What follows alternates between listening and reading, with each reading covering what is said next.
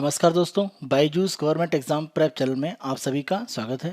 आज हम 25 अक्टूबर 2020 के समाचार विश्लेषण आपके सामने प्रस्तुत कर रहे हैं, जिसमें द हिंदू अखबार के प्रमुख आर्टिकल्स की हम यहाँ पर समीक्षा करेंगे और प्रारंभिक और मुख्य परीक्षा के लिए जो संबंधित प्रमुख प्रश्न हैं वो भी आपको प्रैक्टिस के लिए दिए जाएंगे।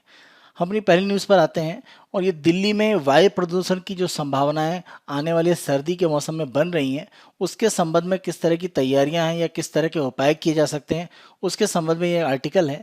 तो ये बेसिकली एनसीआर का जो रीजन है यानी नेशनल कैपिटल रीजन, दिल्ली और उसके आसपास का इलाका जो राष्ट्रीय राजधानी क्षेत्र में एक तरह से आता है, उस इलाके में वायु प्रदूषण की स्थिति को किस तरह से कंट्रोल किया जा सकता है या क्या उपाय किए जा सकते हैं, उसके बारे में एक ब्लूप्रिंट यहाँ पर दिया गया है। तो हम दिल्ली के लिए विशेष तौर पर इसकी चर्चा कर रहे हैं, लेकिन जो पॉइंट यहाँ पर दिए जा रहे हैं, किसी भी बड़ी जनसंख्या का और बड़ा औद्योगिक केंद्र भी है और मान के चलिए बड़ा रोजगार का केंद्र भी है जैसा दिल्ली है, तो ये स्थिति मुंबई कोलकाता जैसे शहरों के लिए भी कुछ हद तक हो सकती है। तो जब भी आपको किसी भी तरह का कोई एक वायु प्रदूषण की समस्या है उसके बारे में हल पूछे जाएं, तो हम यहाँ पर जो पॉइंट्स डिस्कस कर रहे हैं पॉइंट्स को वहाँ बता सकते हैं।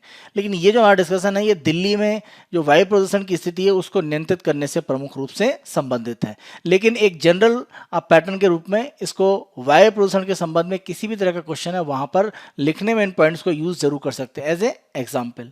तो यहाँ पर अगर हम देखें तो यहाँ एक सिस्टम बनाया गया है कि जो भी एयर की क्वालिटी है यानी जो एयर क्वालिटी इंडेक्स है, अगर हम एयर क्वालिटी इंडेक्स की बात करें तो यहाँ पर 0 से 50 अच्छा माना जाता है, 51 से 100 संतोषजनक, मध्यम अगर 101 से 200, खराब स्थिति है 201 से 300, बहुत खराब 301 से 400 और खतरनाक स्थिति रहती है अगर ये 401 या उससे ऊपर है। ये जो एक तरह का इंडेक्स है उसके आधार पर देखा जाता है कि जो क्वालिटी है वो किस तरह से आपकी वायु की बढ़ रही है या उसमें स्थिति ज़्यादा खराब हो रही है। तो यहाँ पर देखें कि जब भी एक तरह से स्थिति खराब होती है तो एक यहाँ पर एक प्लान बनाया गया दिल्ली के लिए, इसको हम बोलते हैं graded response action plan grab.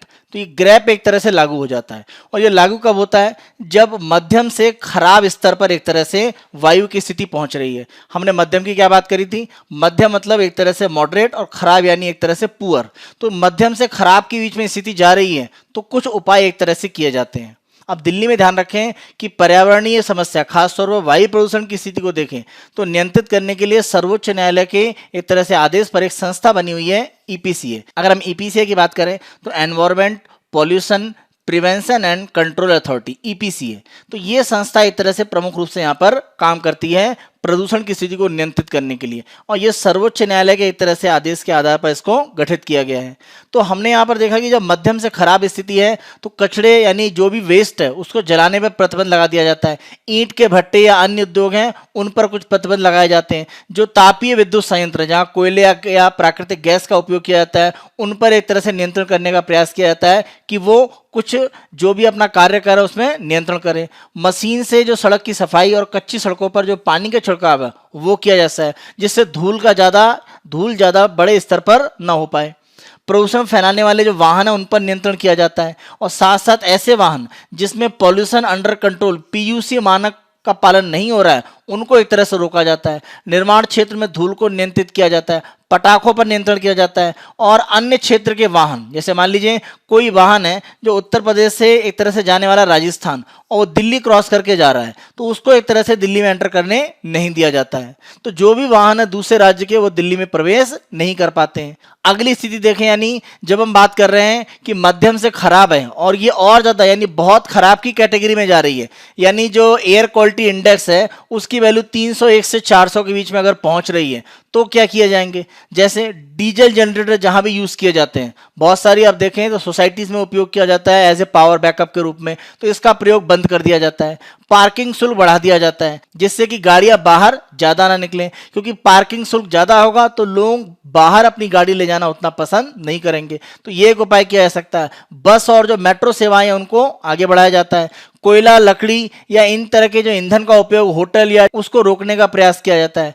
अगर हम बात करें यहाँ पर जो भी लोकेलिटीज़ हैं या जो हमारी रेसिडेंशियल कॉलोनीज हैं वहाँ पर जो सिक्योरिटी स्टाफ है सामान्य तौर पर देखिए ठंडी से बचने के लिए उनके द्वारा लकड़ी या कोयला इस तरह से जलाया जाता है, तो उनके लिए हीटर की व्यवस्था को सुनिश्चित करना। मीडिया में एक तरह से प्रचार करना कि जो लोग श्वसन संबंधी या हृदय संबंधी बीमारी से ग्रसित हैं वो प्रदूषित क्षेत्र में न जाएं। अब अगर मान लीजिए खतरनाक स्थिति में आ रहा है, यानी 401 से ज्यादा इंडेक्स पहुंच चुका है एयर क्वालिटी का, तो ऐसी स्थिति में ईंट के जो भट्टे हैं और पत्थर तोड़ने के, यानी जो पत्थर की कटाई उटाई के केंद्र है, उनको पूर्ण रूप से बंद कर दिया जाता है। तापीय ऊर्जा के जो संयंत्र हैं उनको प्राकृतिक गैस पर पूरी तरह से चलाया जाता है। कोयले का उपयोग बंद कर दिया जाता है।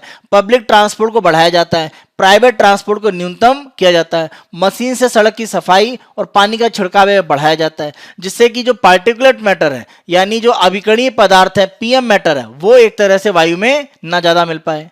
और खतरनाक से ज्यादा भी स्थिति, यानी ऐसी स्थिति आ रही है जब आपातकालीन स्थिति है कि लोगों के लिए सांस लेना भी एक तरह से मुश्किल हो रहा है, तो ऐसी स्थिति में आवश्यक वस्तुओं को छोड़कर किसी भी तरह के ट्रक को दिल्ली में प्रवेश करना वर्जित कर दिया जाता है। किसी भी तरह का कंस्ट्रक्शन निर्माण कार्य रोक दिया जाता है। और पब्लिक ट्रांसपोर्ट के अलावा अगर पब्लिक में व्हीकल चल रहे हैं तो ऑड इवन नंबर, यानी एक दिन ऑड नंबर की गाड़ियां होंगी और एक दिन इवन नंबर की गाड़ियां, तो यह व्यवस्था अंतिम रूप में एक तरह से अपनाई जा सकती है। दिल्ली में जब भी वायु प्रदूषण की स्थिति एक क्रमिक रूप से बढ़ती जाती है, तो ये पूरा एक खाका तैयार किया गया है, जिसके माध्यम से वहां पर जो वायु प्रदूषण की स्थिति है उसको नियंत्रित करने का प्रयास किया जाता है। जिन भी उपायों की हमने यहाँ चर्चा करी, उनको लागू करने में कहीं ना कहीं जनता का सहयोग सबसे महत्वपूर्ण है। तो जनता के सहयोग से अगर इन उपायों को लागू किया जाए तो वायु प्रदूषण की जो स्थिति सर्दियों में दिल्ली में खराब होती है, उसको रोकने में काफी हद तक मदद मिल सकती है। तो ये कह सकते हैं ब्लूप्रिंट पार्ट है, दिल्ली के बारे में डिस्कस किया, और इसी आधार पर मेंस का क्वेश्चन लिखिएगा, सर्दियों के मौसम में वायु प्रदूषण के साथ दिल्ली की लड़ाई का विश्लेषण करें, यानी दिल्ली किस तरह से इसे फाइट करने के लिए क्या क्या उपाय करता है, और आप सामान्य रूप से भी वायु प्रदूषण से लड़ने के लिए जो भी उपाय किए जा सकते हैं उनके लिए आप इसको समझ सकते हैं। और आगे किसी भी मेंस के ऐसे क्वेश्चन में जब आपको पूछा जा रहा है आंसर के रूप में कि आप क्या करेंगे वायु प्रदूषण को रोकने के लिए, तो इन उपायों की आप चर्चा कर सकते हैं। नेक्स्ट हम उस पर आते हैं, US allies welcome Israel Sudan deal but Iran फलस्तीन क्राई फाउल। देखिए, अगर हम अरब देशों की बात करें, जब हम अरब देशों की बात करते हैं तो बेसिकली ये पूरा इलाका है, यानी उत्तर अफ्रीका में अगर हम मॉरिटेनिया से लेकर यहाँ सूडान, मिस्र, लीबिया, अल्जीरिया, ट्यूनीशिया, मोरक्को की बात करें तो ये उत्तर अफ्रीका का पार्ट, और यहाँ पर अगर हम देखें पश्चिम एशिया तो ये अरब देश एक तरह से हैं, जहाँ पर हम देखें यमन, ओमान, यूएई, सऊदी अरब, Qatar, Kuwait, Bahrain, Iran, Iraq, Syria, Lebanon, इधर इजराइल, और साथ में जो फलस्तीन एक तरह से जो इजराइल के नियंत्रण में क्षेत्र जिसको फिलिस्तीन अपने देश का हिस्सा मानता है। तो अगर हम पूरे इस अरब देशों की बात करें तो यहाँ पर जो सबसे बड़ी समस्या पश्चिम एशिया में है, ये इजराइल और फिलिस्तीन का एक विवाद रहा है। और पिछले अगर हम 2 महीनों में ही देखें तो 2 महीने में इजराइल की तरफ से बड़े प्रयास हुए हैं, और इजराइल ने एक तरह से आप कह सकते हैं शांति समझौते हस्ताक्षर किए हैं। किनके साथ? यूएई के साथ और साथ में बहरीन के साथ।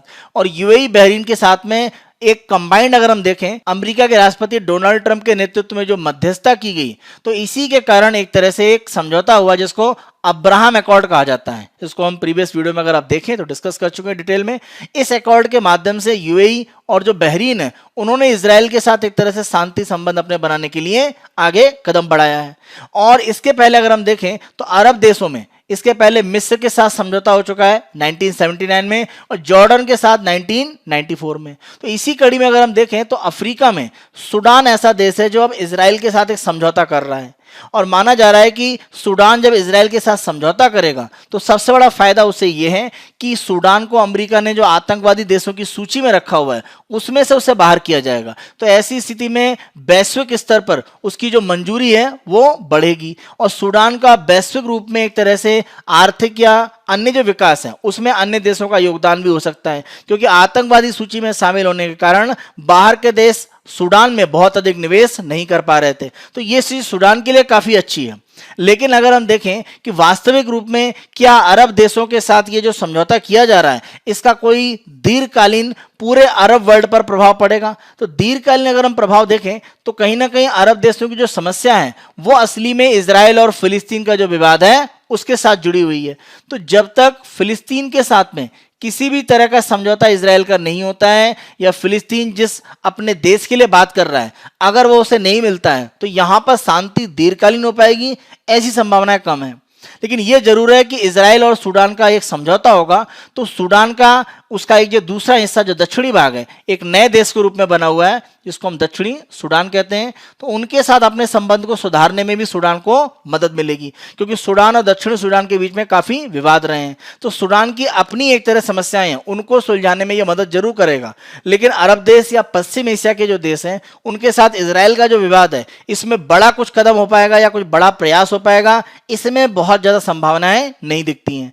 जब हम बात करेंगे पश्चिम एशिया में शांति के लिए तो हमें ध्यान रखना पड़ेगा सऊदी अरब, ईरान, दो सबसे बड़े यहां पर एक तरह से कह सकते हैं पावर सेंटर है, शक्ति केंद्र है। ईरान की बात करें तो शिया एक तरह से शक्ति का केंद्र प्रमुख रूप से, और जब हम सऊदी अरब की बात करते हैं तो ये एक तरह से सुन्नी शक्ति का प्रमुख केंद्र है। तो इस्लामिक वर्ल्ड में अगर हम देखें तो सऊदी अरब, ईरान, इनके साथ जब तक इजराइल के संबंध सुधरेंगे नहीं, पश्चिम एशिया में दीर्घकालीन शांति नहीं आ सकती है। तो सूडान के साथ ये समझौता जरूर सूडान के लिए एक लाभकारी स्थिति है। उत्तरी अफ्रीका के जो देश हैं वहां पर आतंकवाद की जो स्थितियां बन रही हैं उनमें एक तरह से रोकने में मदद जरूर मिलेगी, लेकिन दीर्घकालीन रूप में पश्चिम एशिया में कोई बड़ा परिवर्तन आ पाएगा इसकी संभावनाएं नहीं है।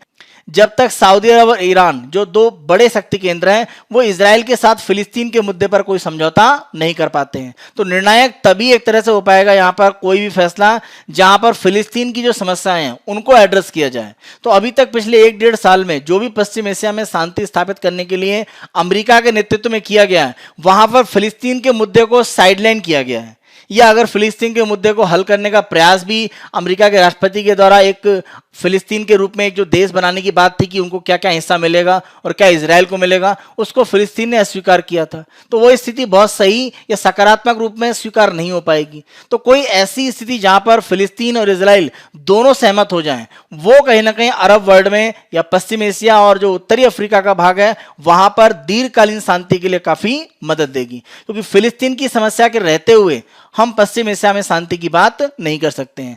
ये एक अलग तथ्य जरूर है कि सूडान के साथ जो समझौता हो रहा है ये कहीं ना कहीं जो अरब देश हैं वहां पर अमेरिका के जो सहयोगी देश हैं उनको मजबूत करेगा, क्योंकि ध्यान रखें अमेरिका के सहयोगियों में सऊदी अरब है, उसके अलावा कतर है, यहाँ पर आपका बहरीन है, यूएई है, जॉर्डन है, तो ये देश बहुत मजबूत होते हैं। तो ये कहीं ना कहीं अमेरिका का जो प्रभाव है वो अपने सहयोगी देशों के माध्यम से बढ़ाने का एक तरीका है।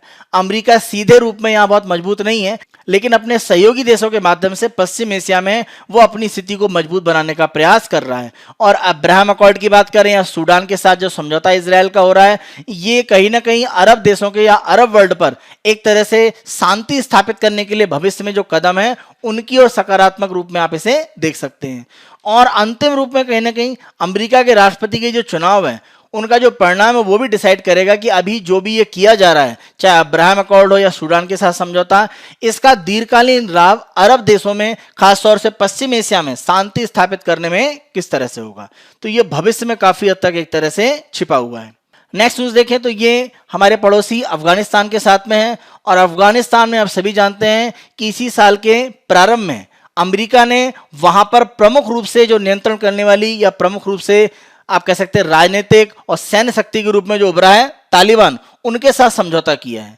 और तालिबान अगर हम देखें तो 1996 में उन्होंने बहुत तेजी से अफगानिस्तान के बड़े इलाकों पर कब्जा किया, लेकिन 2001 में जो 9/11 की घटना हुई अमेरिका में, उसके बाद से आतंकवाद के खिलाफ एक बड़ी जंग शुरू हुई जिसमें तालिबान को यहां से हटाया गया अमेरिका के नेतृत्व में, जो यहां पर हमला किया गया अफगानिस्तान में। अब अमेरिका अपने आप को, अपनी सेनाओं को वहां से हटाना चाहता है। तो ये तालिबान के साथ जो समझौता हुआ अमेरिका का, इस समझौते में आप ध्यान रखें कि प्रमुख पक्ष के रूप में तालिबान को एक तरह से जगह दे दी गई है। अगर हम तालिबान की यहां पर बात करें तो तालिबान का कहीं ना कहीं जो भी यहां पर रूप है वो एक राजनीतिक रूप में दिखाई पड़ रहा है। तो तालिबान का अमेरिका से जो समझौता हुआ है वो उनको एक तरह से एक पॉलिटिकल या राजनीतिक शक्ति के रूप में दिखाता है।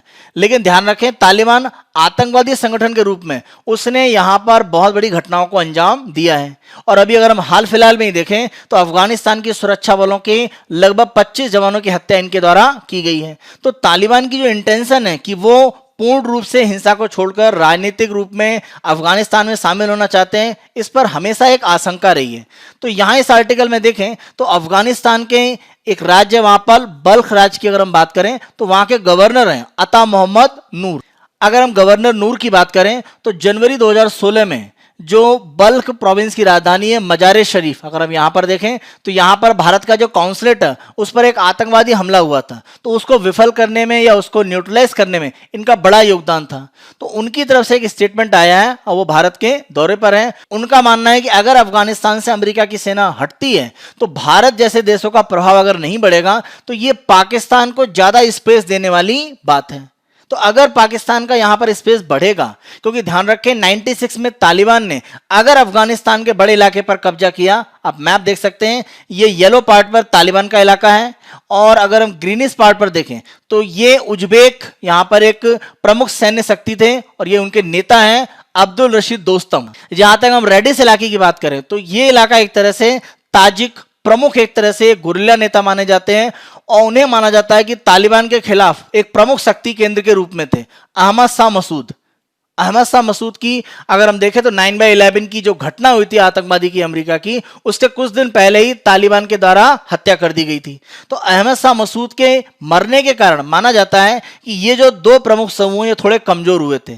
और ध्यान रखें तालिबान के खिलाफ अगर हम चाहे बात करें अब्दुल रशीद दोस्तम या हम बात करें अहमद शाह मसूद, तो ये दो प्रमुख लोग थे जो तालिबान के खिलाफ लड़ रहे थे और इन दोनों को मिलाकर ही कहा जाता था। इनका दो प्रमुख जो संगठन थे और भी संगठन शामिल थे जो तालिबान का विरोध करते थे, क्योंकि ध्यान रखें तालिबान पूर्ण रूप से शरीयत के आधार पर नियमों को चला रहा था। जैसे लड़कियों की या महिलाओं के अधिकारों को न्यूनतम कर दिया गया था।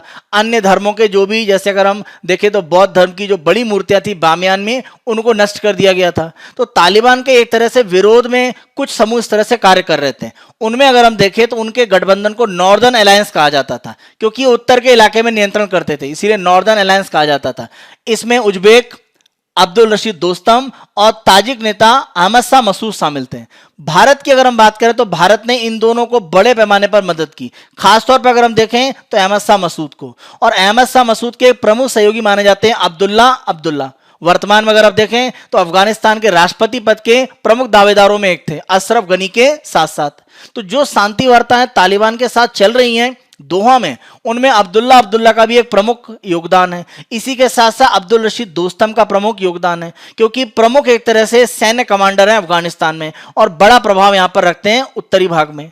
तो उत्तरी अलायंस या नॉर्दर्न अलायंस के जो प्रमुख नेता हैं अब्दुल रशीद दोस्तम या वर्तमान में अब्दुल्ला, इनके माध्यम से भारत अपने प्रभाव को बढ़ा सकता है। इसी के साथ साथ देखें तो भारत सरकार की तरफ से स्वयं एक तरह का इनविटेशन दिया गया है अब्दुल रशीद दोस्तम को और साथ साथ अब्दुल्ला को कि वो एक तरह से भारत में विजिट करें। तो ये माना जा रहा है कि नॉर्दर्न अलायंस के साथ जो हमारे पुराने संबंध रहे हैं, जब वो तालिबान के साथ लड़ाई में थे, तो उसका उपयोग करके भारत फिर से नॉर्दर्न अलायंस से अपना संबंध मजबूत कर रहा है।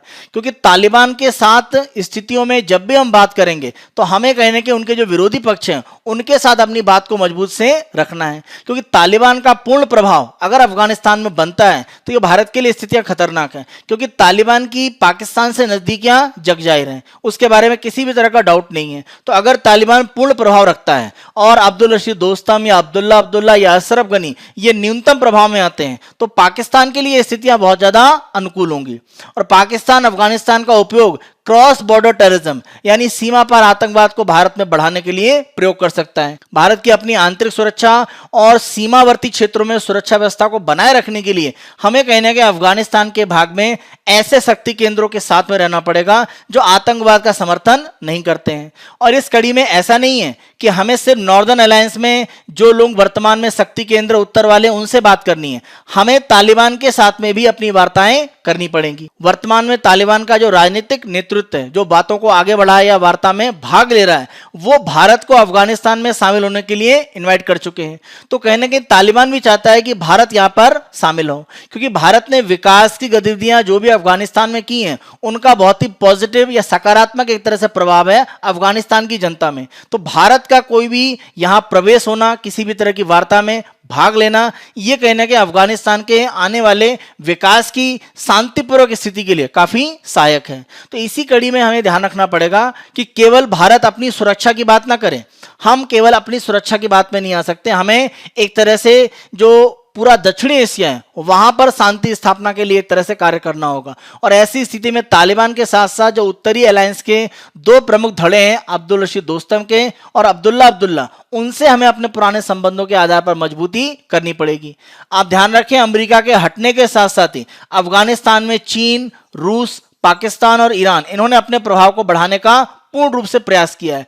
रूस के साथ तो हम साझेदारी में जरूर आ सकते हैं, ईरान के साथ भी हम कर सकते हैं, लेकिन चीन पाकिस्तान का प्रभाव अफगानिस्तान में अगर बढ़ता है तो ये हमारे लिए बहुत सकारात्मक स्थिति नहीं है। और माना जा रहा है कि 1996 जैसी दोबारा स्थिति ना आ जाए।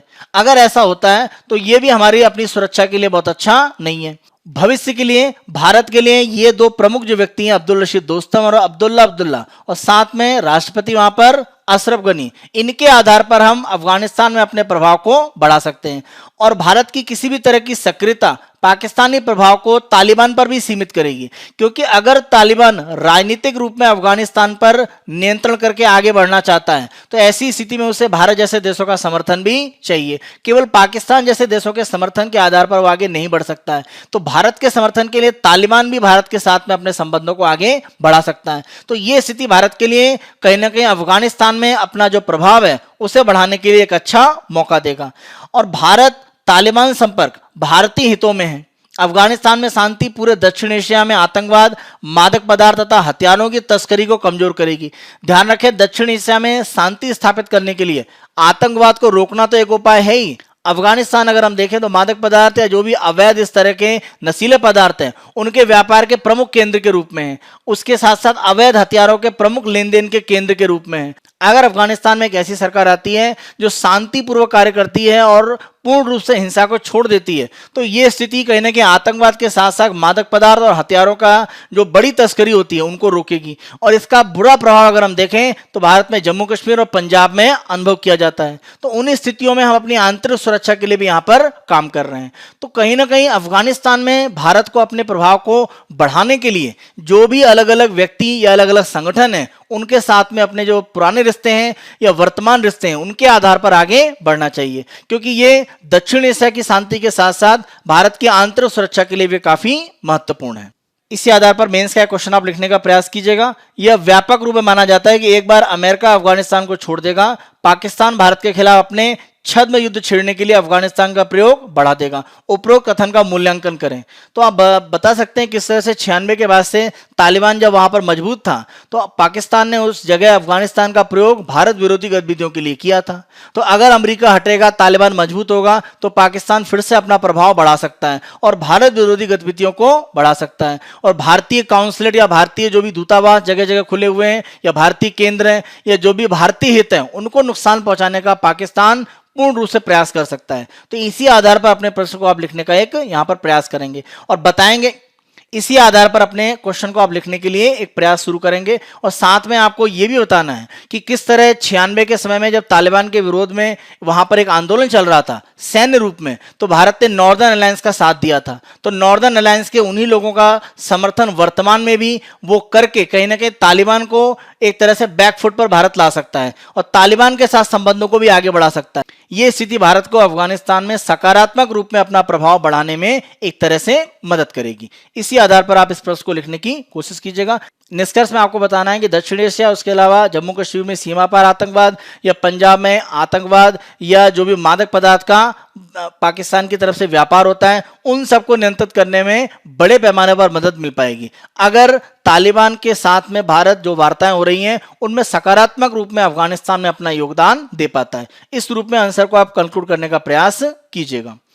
नेक्स्ट न्यूज हम देखें तो ये न्यूज हम देखें तो ये सिंधु घाटी सभ्यता के संबंध में। आप ध्यान रखें कि 1920 में सिंधु घाटी सभ्यता यानी हड़प्पा मोहनजोदड़ो के जो अवशेष के प्रमाण मिले थे उनके 100 वर्ष इसी साल पूरे हुए हैं।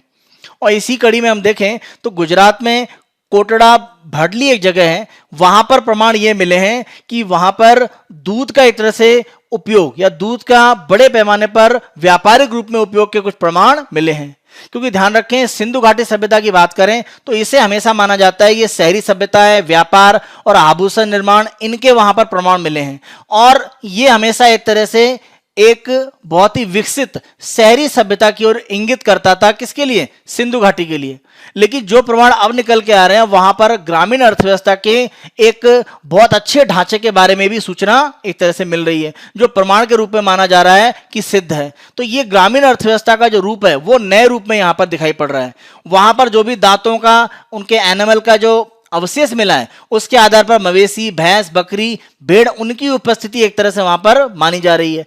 और जो भी वहां पर दुग्ध उत्पादन है वो माना जा रहा है कि व्यापक स्तर पर किया जाता था। जैसे मान लीजिए कि आसपास की जो बस्तियां हैं उनके बीच में दूध का आदान प्रदान होता था। तो ये छोटे स्तर पर ही नहीं है, एक बड़े स्तर पर जो आसपास के जो भी बसाव थे मानव, उनके बीच में दूध का लेन देन होता था। इसके प्रमाण भी यहां पर एक तरह से मिल रहे हैं। सिंधु सभ्यता के लिए एक महत्वपूर्ण आप तथ्य ध्यान रखें, किसी भी तरह का किंग या किसी भी तरह के सम्राट या राजा जैसी या सर्वोच्च कोई सत्ता नहीं थी, ना किसी तरह का बड़ा ब्यूरोक्रेटिक अफसरशाही थी। उसके बाद भी आपसी लेन देन, व्यापार के माध्यम से एक शहरी सभ्यता का बड़ा रूप वहां पर चल रहा था। और अब हमें ग्रामीण अर्थव्यवस्था के भी वहां पर एक तरह से प्रमाण मिल रहे हैं। दूध के प्रमाण की अगर हम देखें तो वहां पर आणविक विश्लेषण यानी मॉलिक्यूलर एनालिसिस टेक्नोलॉजी का उपयोग किया जा रहा है। और माना यह जाता है कि मिट्टी के बर्तन, जब भी उसमें दूध या इस तरह का कोई भी पदार्थ मान लीजिए गर्म किया जाता है, उबाला जाता है, तो फैट या प्रोटीन के जो अवशेष हैं वो उसमें चिपके रहते हैं। तो उनका एक तरह से वहां पर पता लगाया जा रहा है इस आणविक विश्लेषण में। इसी के साथ साथ C16 और C18 की जो टेक्नोलॉजी है कार्बन के डेटिंग के संबंध में, उसका उपयोग करके लिपिड, उनका पता लगाया जा रहा है। तो इसके आधार पर यह सिद्ध हो पाएगा कि दूध का वहां पर प्रयोग संभव था और दूध का प्रयोग किया जा रहा था। तो ये कहीं ना कहीं जो ग्रामीण एक तरह से अर्थव्यवस्था है सिंधु घाटी सभ्यता की, उसके बारे में कुछ सटीक प्रमाण के रूप में आगे तथ्यों को उपस्थित करेगा। और ये शहरी सभ्यता से अलग वहां पर बड़े पैमाने पर दुग्ध के व्यापार या दूध का जो अर्थव्यवस्था में योगदान था उसको सिद्ध करेगा। सिंधु घाटी सभ्यता में जो अर्बन या शहरी प्लानिंग थी वो काफी सटीक थी। अब ग्रामीण अर्थव्यवस्था के भी एक प्रमाण यहां पर सटीक रूप में दिख रहे हैं। तो ये भविष्य में सिंधु घाटी सभ्यता में नए तरह के जो प्रमाण हैं उनके बारे में तथ्यों को एक तरह से बताएंगे। नेक्स्ट न्यूज पर आते हैं, the chronic battle with malnourishment. यहां पर अगर हम देखें तो कुपोषण के बारे में एक तरह से भारत में जो फाइट चल रही है या कुपोषण की स्थिति बन रही है उसके संबंध में आर्टिकल है। और यहां पर अंतिम रूप में तथ्य कहा गया है कि जब तक माताओं की यानी मदर्स की जो हेल्थ है उसके बारे में बहुत सटीक रूप में ध्यान नहीं दिया जाएगा, हम मेल नूरिशमेंट या एक तरह से कुपोषण की स्थिति को बहुत ज्यादा नियंत्रित नहीं कर सकते हैं। और यह चर्चा इसलिए अस्तित्व में आई है कि जो ग्लोबल हंगर इंडेक्स है यानी वैश्विक जो भुखमरी सूचकांक है, अगर हम वैश्विक भुखमरी सूचकांक या ग्लोबल हंगर इंडेक्स की बात करें तो कंसर्न वर्ल्ड वाइड और वेल्थ हंगर हेल्थ, इन दोनों संगठनों के द्वारा ये जारी की जाती है। तो वैश्विक अगर हम भुखमरी सूचकांक या हंगर इंडेक्स की बात करें तो 2020 की ये जो इंडेक्स आया है इसमें भारत की स्थिति अगर हम देखें तो बांग्लादेश और पाकिस्तान से भी नीचे भारत 94 रैंक पर है। तो ये स्थिति दिखाता है कि हमारे यहाँ कुपोषण की स्थिति काफी खराब है। और अगर हम इस सूचकांक की बात करें तो ये सूचकांक कहता है कि दुनिया में लगभग 690 मिलियन लोग हैं कुपोषित हैं। तो ये 690 मिलियन जो कुपोषित लोग हैं उसमें बड़ी संख्या भारत में एक तरह से मिलती है। और 690 मिलियन जो कुपोषित हैं उनमें लगभग 144 मिलियन है वो बच्चे हैं जो अपनी उम्र के अनुसार उनकी लंबाई कम है। अगर बच्चों को पोषण अच्छा नहीं मिलता है तो अपनी उम्र के अनुसार उनकी लंबाई उतनी अधिक नहीं बढ़ती, इसको स्टंटिंग एक तरह से हम कहते हैं। तो इससे प्रभावित लगभग 4.4 करोड़ बच्चे हैं। इसी के साथ साथ देखें तो 47 मिलियन जो बच्चे हैं वो वेस्टिंग यानी कम वजन के शिकार हैं, यानी जितनी उम्र है उनकी उसके अनुसार जो वजन होना चाहिए उससे कम है। तो अपनी उम्र के अनुसार वजन उनका ना होना, तो ये 47 मिलियन संख्या है जो इससे एक तरह से पीड़ित है। ये संख्या कहीं ना कहीं बताती है कि वैश्विक स्तर पर भुखमरी की स्थिति काफी दयनीय है। अगर हम विश्व भुखमरी सूचकांक की बात करें ग्लोबल हंगर इंडेक्स तो ये 4 मानक पर लिया जाता है। इसमें पहला मानक होता है जनसंख्या में आवश्यक कैलोरी नहीं प्राप्त करने वाले, और ये आंकड़ा एक तरह से फूड एग्रीकल्चर ऑर्गेनाइजेशन, खाद्य और कृषि संगठन है, उसके आंकड़ों के आधार पर लिया जाता है। एक दूसरा जो आंकड़ा लिया जाता है वो बाल मृत्यु दर का, तीसरा लिया जाता है उम्र के अनुसार लंबाई का ना होना, और चौथा लंबाई जो है उसके अनुसार वजन का एक तरह से नहीं होना। तो 4 आंकड़े लिए जाते हैं, और 4 में अगर हम देखें तो आवश्यक कैलोरी अगर नहीं प्राप्त हो रही है तो ये 1/3 कंट्रीब्यूट करता है सूचकांक बनाने में, बाल मृत्यु दर 1/3 कंट्रीब्यूट करता है, और उम्र के अनुसार लंबाई का ना होना और लंबाई के अनुसार जो वजन है या जो उम्र है उसके अनुसार जो वजन है वो ना होना, ये दोनों मिलकर 1/3 बनाते हैं। तो ये जो 4 मानक हैं इसके आधार पर विश्व भुखमरी सूचकांक तैयार किया जाता है। अगर हम भारत के आंकड़ों की बात करें तो राष्ट्रीय परिवार स्वास्थ्य सर्वेक्षण, नेशनल फैमिली हेल्थ सर्वे, वहां के आंकड़े लिए जाते हैं। और अभी जो 2020 की हमें रैंक दी गई है, ये 2015-19 के आंकड़े उसके आधार पर लिया गया है। अगर हम 100 की स्केल पर देखें तो कोई भी देश है, पॉइंट देखें 9.9 या उससे कम होती है तो माना जाता है कि वहां पर लेस सेवियरिटी यानी कम तीव्रता की स्थिति एक तरह से है। यानी जितनी एक तरह से वैल्यू ऊपर की ओर बढ़ती जाएगी वहां पर आप मान लीजिए कि उतनी ही ज्यादा भुखमरी की स्थिति खतरनाक है। तो 9.9 या उससे नीचे है तो यहां पर स्थिति काफी नियंत्रित है और भुखमरी जैसी कोई स्थिति नहीं है। अगर 10 से 19.9 के बीच में है तो मध्यम या मॉडरेट स्तर पर मान लिया जाएगा भुखमरी। अगर हम 20 से 34.9 के बीच में है तो चिंताजनक या सीरियस है। और 35 या उससे ऊपर है तो यह भयावह, खतरनाक या अलार्मिंग कंडीशन कहलाती है। भारत अगर हम देखें तो अपने आप को उसने अलार्मिंग या खतरनाक या भयावह स्थिति से सीरियस या चिंताजनक स्थिति में ले आया है। यानी भारत ने सुधार जरूर किया है लेकिन बहुत बड़े पैमाने पर हुआ है ऐसा नहीं है। अगर हम 2000 में देखें तो हम अलार्मिंग यानी भयावह स्थिति में थे, 38.9 ये हमारा वैल्यू था। और अभी 2020 में हम देखें तो सीरियस या एक तरह से चिंताजनक स्थिति में और हमारा मूल्य कितनी, हमारा इंडेक्स में वैल्यू कितनी है 27.2। तो हमने सुधार जरूर किया है लेकिन बड़े पैमाने पर नहीं है। हमें एक तरह से मध्यम या कम तीव्रता वाली रैंक में आना होगा। अगर हम ब्रिक्स के देशों में देखें तो चीन, ब्राजील, उनका स्कोर 5 से भी कम है तो उनकी तुलना में हमारी स्थिति काफी खराब है। अफ्रीका के गरीब देशों में शामिल है और वहां पर एक तरह से सैन्य संघर्ष चलता रहता है। अगर हम बात करें सूडान की तो सूडान के साथ हमारी रैंक 94 एक तरह से है। तो आप समझ सकते हैं अफ्रीकी देशों के बराबर एक तरह से भुखमरी की स्थिति भारत में बनी हुई है। भारत में आप देखें 14% भारतीय अपनी आवश्यकता की जो कैलोरी है खाने में वो प्राप्त नहीं कर पाते हैं। 2005-7 में यह आंकड़ा 20% था। यानी स्थिति सुधरी है लेकिन बड़े पैमाने पर अभी भी परिवर्तन करने की आवश्यकता है। बाल मृत्यु दर में ही परिवर्तन आया है लेकिन अभी भी यह 3.7% है जो सन 2000 में कितना था 9.2%। इसी के साथ साथ अगर हम भारत में देखें तो 35% बच्चे हैं जिनकी लंबाई कम है। यानी जो उनकी उम्र है उसके अनुसार अगर हम देखें लंबाई कम है और जो लंबाई है और जो उम्र है उसके अनुसार वजन भी कम है। कितनों का 17.3%। तो ये स्थिति दिखाती है कि बच्चे कहीं ना कहीं पोषण का सही स्तर नहीं प्राप्त कर रहे हैं।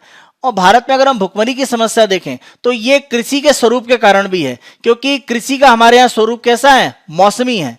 जब हम बात करते हैं मौसमी तो आप जानते हैं खरीफ, रबी और जायद।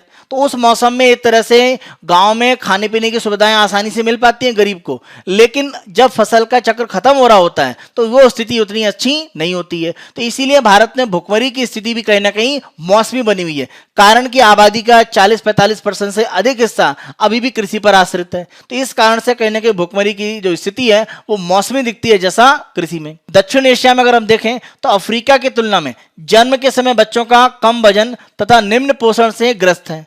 अगर हम अफ्रीका से देखें, अफ्रीका में भी भुखमरी की स्थिति बहुत खराब है लेकिन अगर अफ्रीका की तुलना दक्षिण एशिया से करें तो अफ्रीका और दक्षिण एशिया के पहाड़ पर आप देखें तो दक्षिण एशिया में जो बच्चे जन्म लेते हैं उनका वजन कम रहता है। कारण मां का स्वास्थ्य, उसकी स्थिति बहुत खराब है। यानी मां का जो पोषण है वो खराब है। अफ्रीका में ऐसी स्थिति नहीं है। तो अफ्रीका की तुलना में आप देखें दक्षिण एशिया में माओ के स्वास्थ्य के ऊपर बहुत अधिक ध्यान नहीं दिया जा रहा है। इस कारण से कहीं ना कहीं अगर वो बहुत ज्यादा स्वस्थ नहीं है तो जो बच्चे उनसे जन्म ले रहे हैं वो अधिक स्वस्थ नहीं है और ये बड़ा कारण है बच्चों में कुपोषण की स्थिति को दिखाता है। अगर हम देखें तो भुखमरी की जो समस्या है वो स्वास्थ्य से ज्यादा सामाजिक या सोशल प्रॉब्लम है। कारण कम उम्र में विवाह कर देना।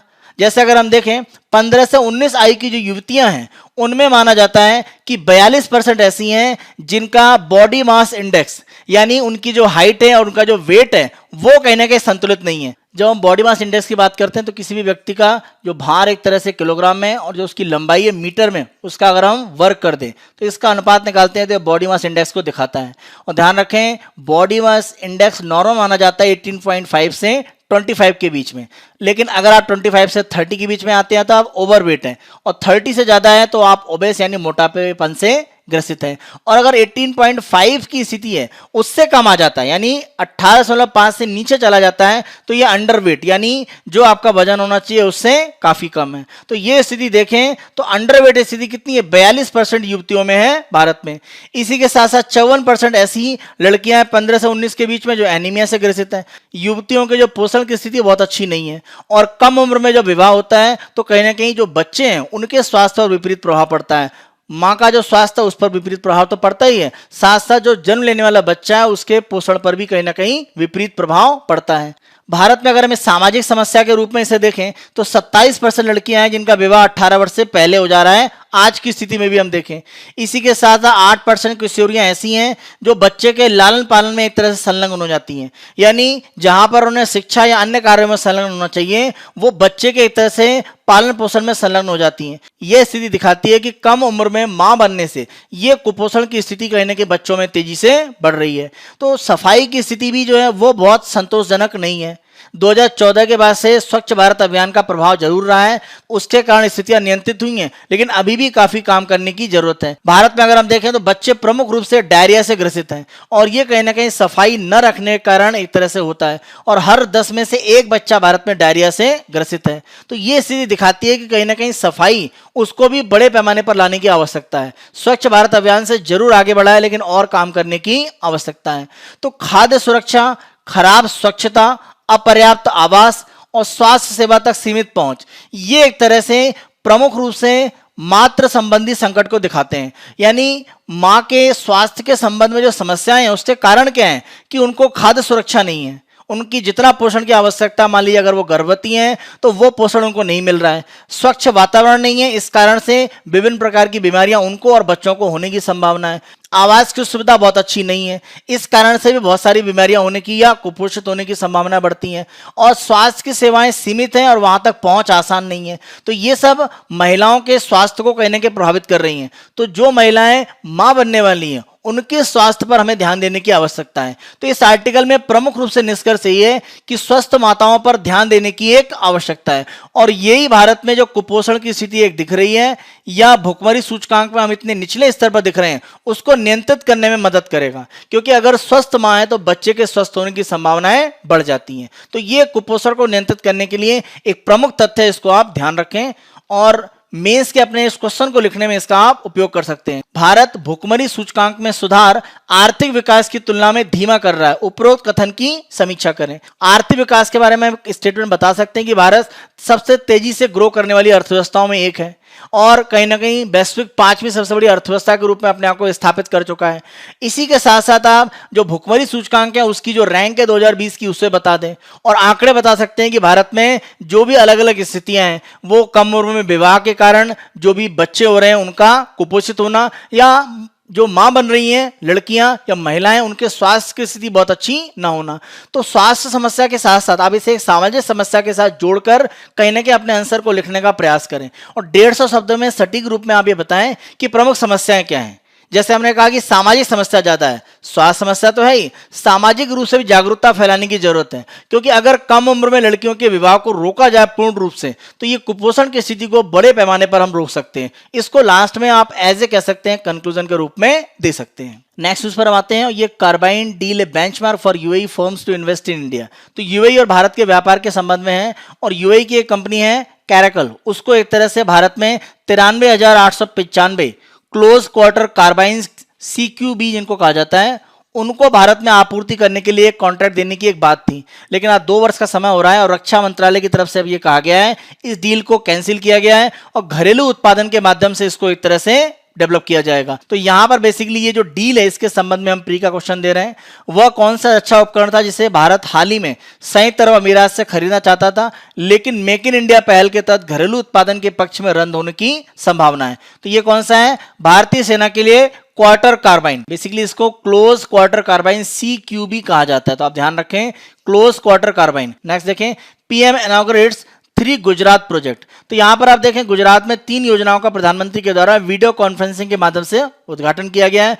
पहले अगर हम देखें तो ये किसान सूर्योदय योजना है और इसमें दिन के समय बिजली की आपूर्ति किसानों को करने के लिए गुजरात में प्रयास किया जा रहा है जिससे कि उन्हें सिंचाई और खेती में लाभ मिल सके।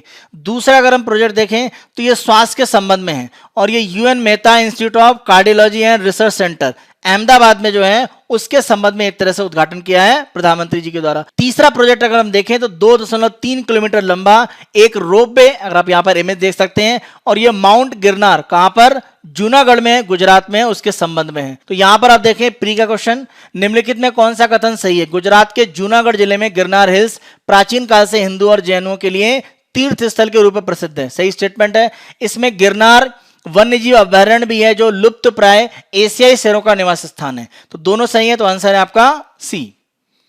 नेक्स्ट उस पर आते हैं तो ये हिमालय के पहाड़ पर जो हिमालय ब्राउन बियर यानी जो भूरे भालू की प्रजाति है उनके संरक्षण के संबंध में है। यहां पर हिमालय के ऊंचे भागों में एक तरह से ऊंचे घास के मैदानों में पाए जाने वाले भूरे भालू की प्रजाति की बात कर रहे हैं हम, सामान्य रूप से पाए जाने वाले जो ब्राउन बियर उसकी बात नहीं कर रहे हैं। तो ये एक तरह से अधिक ऊंचाई पर पाए जाते हैं और माना जा रहा है कि 2050 तक इनके लिए जो आवास हैं वो बहुत तेजी से घट जाएंगे और इनकी संभावना ये है कि ये एक तरह से लुप्त होने की कगार पर हैं। हिमालय के एक तरह से पश्चिमी जो भाग है यानी पश्चिमी हिमालय के क्षेत्र हैं उनमें प्रमुख रूप से ये एक तरह से पाए जाते हैं। और ध्यान रखें कि ये हिमालय के क्षेत्र में सबसे उच्च स्तर के कार्निवोरस हैं यानी मांसाहारी जीवों में सर्वोच्च एक तरह से खाद्य श्रृंखला में ये भालू पाए जाते हैं हिमालय में, और प्रमुख रूप से रेड डाटा लिस्ट में, क्योंकि ये एंडेंजर्ड या लुप्त प्राय होने की एक तरह से कैटेगरी में इनको IUCN ने शामिल किया है। तो इसी के संबंध में हमारा प्री का क्वेश्चन है।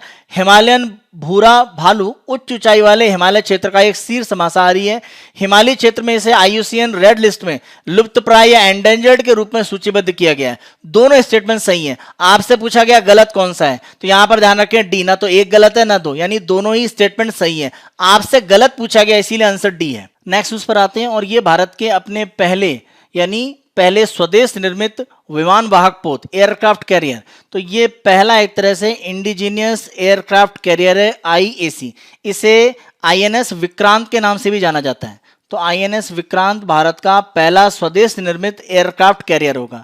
कोचीन शिपयार्ड लिमिटेड में बनाए जा रहे पहले स्वदेश विमान वाहक पोत यानी इंडिजीनियस एयरक्राफ्ट कैरियर को नाम दिया गया है। क्या नाम है? INS विक्रांत। तो ध्यान रखें INS विक्रांत, आंसर सी। जहां तक INS विराट की बात करें, इसे हमने एक तरह से यूके से प्राप्त किया था। नाम क्या था? HMS Hermes. इसे INS विराट के नाम से भारतीय नौसेना में शामिल किया गया था।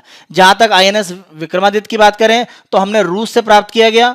इसको एडमिरल गोर्शकोव नाम से एक तरह से रूस में जाना जाता था। भारत में शामिल होने पर INS विक्रमादित्य हो गया। जहां तक INS विशाल की बात करें तो ये हमारे इंडिजीनियस एयरक्राफ्ट कैरियर भारत के स्वदेश निर्मित विमान वाहक पोत में ये दूसरा होगा। तो पहला कौन सा होगा? INS विक्रांत, दूसरा INS विशाल। नेक्स्ट हम देखिए problems with the Indian super model for कोविड-19। कोविड-19 के भविष्य में अनुमान लगाने के लिए या प्रेडिक्ट करने के लिए कि किस तरह से इसके केसेस आगे बढ़ेंगे, घटेंगे या क्या संभावनाएं हैं, तो उनके बारे में एक मॉडल बनाकर, मैथमेटिकल मॉडल बनाकर एक एनालिसिस करने के लिए भारत सरकार की तरफ से एक उच्च स्तरीय कमेटी बनाई गई और उसी कमेटी के द्वारा एक तरह से एक यहां पर रिपोर्ट दी गई है जिसको नेशनल सुपर मॉडल कमेटी एक तरह से रिपोर्ट कहा जा रहा है। तो ये हमारा नेशनल सुपर मॉडल कमेटी जो रिपोर्ट है ये कोविड-19 के आने वाले जो प्रेडिक्शंस हैं उनके संबंध में एक अध्ययन एक तरह से रिपोर्ट के रूप में प्रस्तुत कर रहा है। और इसी कड़ी में यहां पर एक और यहां पर आपका आर्टिकल साथ में दिया गया है कि किस तरह नेशनल जो हमारी सुपर मॉडल कमेटी है उसकी रिपोर्ट के माध्यम से, और ये किसने स्थापित किया था? Department of science and technology यानी विज्ञान और प्रौद्योगिकी विभाग है उसके द्वारा ये कमेटी स्थापित की गई थी। तो इसकी जो रिपोर्ट है ये अनुमान एक तरह से प्रस्तुत करेगी कोविड-19 के बारे में भविष्य में किस तरह से हो सकता है। तो इसी के संबंध में हमारे यहाँ प्री का क्वेश्चन है। हाल ही में खबरों में देखी गई India national super model committee की स्थापना किस उद्देश्य से की गई है? तो ध्यान रखें क्या आंसर? सी, गणितीय डाटा मॉडलिंग के आधार पर कोविड-19 के प्रसार के लिए पूर्वानुमान विकसित करना, यानी एक एस्टिमेशन कर पाना कि कोविड-19 का प्रसार बढ़ेगा, घटेगा या किस तरह से भविष्य में आगे प्रसार इसका होगा। तो ये एक आपका किसके थ्रू है? India national super model committee. तो आंसर है आपका सी। नेक्स्ट उस पर हम आते हैं तो नासा का अपना एक जो मिशन चल रहा है ऑसिरिस रेक्स, और ये एक क्षुद्र ग्रह एस्टेरॉयड बेनू इसके ऊपर एक तरह से लैंड करके वहां से 60 ग्राम के आसपास जो आंकड़ा है यानी वहां पर जो नमूना है उसे एकत्रित करके पृथ्वी पर वापस आएगा। तो ये एस्टेरॉइड बेनू के अध्ययन करने के लिए नासा का मिशन क्या है? ऑसिरिस रेक्स। इसी के संबंध में हमारा प्री का क्वेश्चन है। नासा के ऑसिरिस रेक्स मिशन का उद्देश्य, तो इसका उद्देश्य क्या है? उद्देश्य यह है कि क्षुद्रग्रह या एस्टेरॉइड बेनू पर पहुंचना, नमूना इकट्ठा करना और पृथ्वी पर वापस आना। तो आंसर क्या है आपका? डी। तो ये हमारा 25 अक्टूबर 2020 का समाचार विश्लेषण था। आने वाले दिनों में अन्य दिनों के समाचार विश्लेषण हम आपको इसी तरह से प्रस्तुत करते रहेंगे। आपको प्री और मेंस के जो क्वेश्चन दिए गए हैं उनकी आप प्रैक्टिस करें। Byju's government exam prep channel को आप पसंद कर रहे हैं तो इसे अधिक से अधिक संख्या में लाइक करें, शेयर करें और सब्सक्राइब करें। Thank you.